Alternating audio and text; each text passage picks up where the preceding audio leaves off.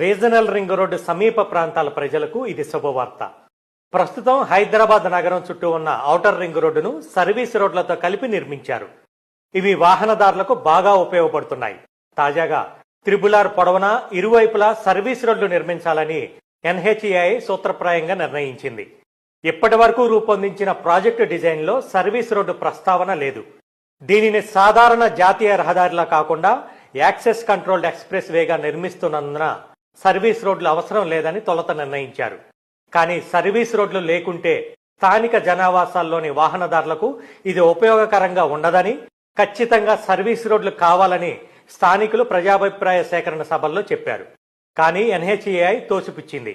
అయితే తాజాగా చోటు చేసుకున్న పరిణామాలతో ఎన్హెచ్ఏఐ తన నిర్ణయాన్ని మార్చుకుంది. ఈ మేరకు రోడ్డు డిజైన్ను మార్చి సర్వీస్ రోడ్డు ఆప్షన్ను చేర్చింది. కీలక ప్రాజెక్టులో జాప్యాన్ని నివారించేందుకు వాటిని పీఎం గతిశక్తి పర్యవేక్షణలో ఉంచుతున్న సంగతి తెలిసిందే. పీఎం గతిశక్తిలో భాగంగా ఉన్న నెట్వర్క్ ప్లానింగ్ గ్రూప్ ఇటీవల భేటీ అయినప్పుడు త్రిబుల్ ప్రాజెక్టుపై చర్చించింది.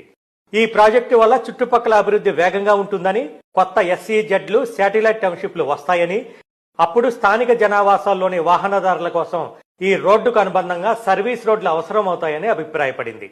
ఈ రోడ్డు నిర్మించే అలైన్మెంట్ తో పాటే స్థానిక రోడ్లపై ప్రస్తుతం వాహనాల రద్దీ ఎలా ఉందో తెలుసుకునేందుకు ట్రాఫిక్ సర్వే